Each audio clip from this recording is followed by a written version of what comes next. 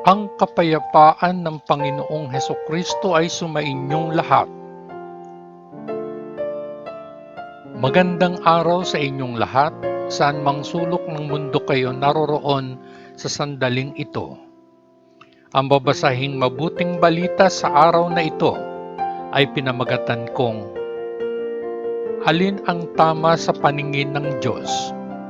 Ang sundin ang tao o ang sundin ang Diyos? Pagbasa sa banal na ebanghelyo ayon sa mga gawa ng mga apostol, ika-4 na kabanata. Sina Pedro at Juan sa harap ng konseho. Nagsasalita pa sina Pedro at Juan sa mga tao nang dumating ang ilang pari, ang pinuno ng mga bantay ng templo at ilang Saduseyo. Nainis sila dahil ang dalawang apostol ay nagtuturo sa mga tao na si Jesus ay nabuhay mula sa kamatayan, na nagpapatunay na ang mga patay ay muling mabubuhay. Kaya't dinakip nila sila at ikinulong hanggang kinabukasan dahil gabi na.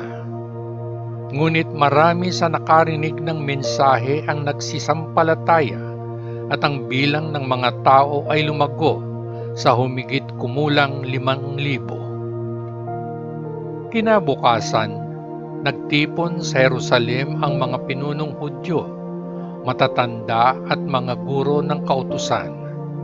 Nakipagpulong sila sa punong pari na si Anas at kay Caiphas, Juan, Alejandro at sa iba pa ng kabilang sa pamilya ng punong pari.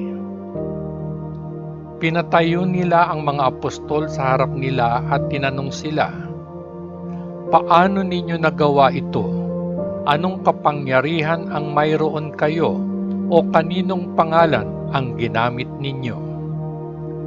Si Pedro, na puspos ng Espiritu Santo, ay sumagot sa kanila, "Mga pinuno ng mga tao at mga nakatatanda, kung kami ay tinatanong ngayon tungkol sa mabuting ginawa sa pilay at kung paano siya pinagaling, kung magkagayoy dapat ninyong malaman lahat at dapat malaman ng lahat ng mga tao ng Israel na ang taong ito ay nakatayong mabuti rito sa inyong harapan sa pamamagitan ng kapangyarihan ng pangalan ni Hesukristo ng Nazaret, na inyong ipinako sa krus at siyang binuhay ng Diyos mula sa kamatayan. Si Jesus ang sinasabi ng kasulatan, ang batong hinamak ninyong mga tagapagtayo ay naging pinakamahalaga sa lahat. Ang kaligtasan ay matatagpuan sa pamamagitan niya lamang. Sa buong mundo ay walang ibang ibinigay ang Diyos na makapagliligtas sa atin. Ang mga miyembro ng konseho ay namangha nang makita kung gaano katapang sina Pedro at Juan, at nalaman nilang sila ay mga ordinaryong tao na walang pinag-aralan. Napagtanto nila noon na sila ay naging mga kasamahan ni Jesus. Ngunit wala silang masabi, sapagkat nakita nila ang taong pinagaling na nakatayo roon kasama sina Pedro at Juan. Kaya sinabi nila sa kanila na lumabas sa silid ng konseho, at pagkatapos ay nagsimula silang mag-usap sa kanilang sarili. "Anong gagawin natin sa mga lalaking ito?" Nagtanong sila. Alam ng lahat sa Jerusalem na ang pambihirang himalang ito ay ginawa nila at hindi natin ito maikakaila. Ngunit upang hindi na kumalat pa ang bagay na ito sa mga tao, balaan natin ang mga taong ito na huwag nang muling magsalita sa sinuman sa pangalan ni Jesus. Kaya tinawag nila silang muli at sinabi sa kanila na sa ilalim ng walang kondisyon na sila ay hindi na magsasalita o magtuturo sa pangalan ni Jesus. Ngunit sinagot sila ni Pedro at ni Juan, "Kayo mismo ang humatol kung alin ang tama sa paningin ng Diyos. Ang sundin kayo o ang sundin ng Diyos? Sapagkat hindi kami maaaring tumigil sa pagsasalita tungkol sa aming nakita at narinig."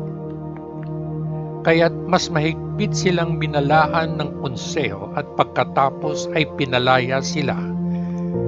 Nakita nila na imposibleng parusahan sila dahil lahat ng tao ay nagpupuri sa Diyos sa nangyari.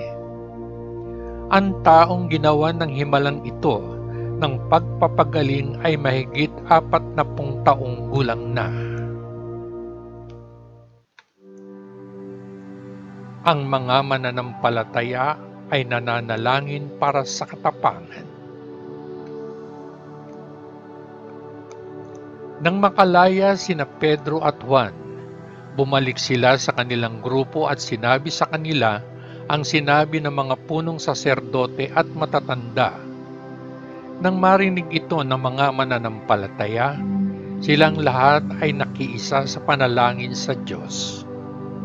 Panginoon, at lumikha ng langit, lupa at dagat at lahat ng nasa kanila. Sa pamamagitan ng banal na Espiritu ay nagsalita ka sa pamamagitan ng aming ninuno na si David, na iyong lingkod, nang sabihin niya, "Bakit nagalit ang mga hintil? Bakit ginawa ng mga tao ang kanilang mga walang kwentang balak? Ang mga hari sa lupa ay naghanda at ang mga pinuno ay nagpulong laban sa Panginoon at sa kanyang Mesiyas.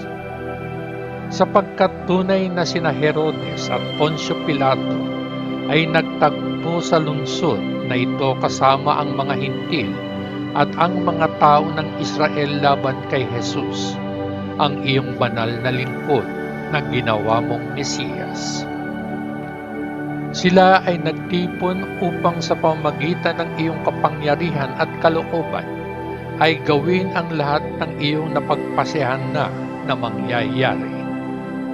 At ngayon, Panginoon, pansinin mo ang mga pananakot na kanilang ginawa at hayaan mo kami na iyong mga lingkod na magsalita ng iyong mensahe ng buong katapangan. Iunat mo ang iyong kamay upang magpagaling at ipagkaloob na ang mga kababalaghan at mga himala ay magawa sa pamamagitan ng pangalan ng iyong banal na lingkod na si Jesus.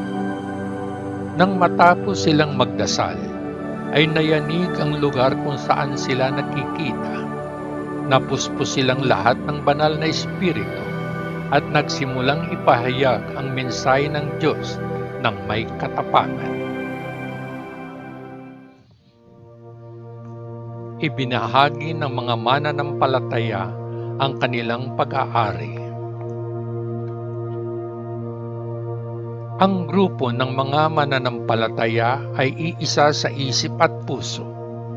Walang nagsabi na ang alinman sa kanyang mga ari-arian ay kanya, ngunit lahat sila ay ibinahagi sa isa't isa ang lahat ng mayroon sila. Sa dakilang kapangyarihan ay nagpatotoo ang mga apostol sa muling pagkabuhay ng Panginoong Hesus, at ang Diyos ay nagbuhos ng masaganang pagpapala sa kanilang lahat. Walang sino man sa grupo ang nangangailangan. Ang mga may-ari ng mga bukid o mga bahay ay ipinagbili ang mga ito. Dinala ang perang natanggap mula sa pagbebenta at ibinigay ito sa mga apostol. At ang salapi ay ipinamahagi sa bawat isa ayon sa kanyang pangangailangan. At gayon nga si Jose, isang Levita na ipinanganak sa Cyprus, na tinawag ng mga apostol na Barnabas, na ang ibig sabihin ay isang nagpapalakas loob. Ipinagbili niya ang isang bukid na pag-aari niya, dinala ang pera at ibinigay sa mga apostol.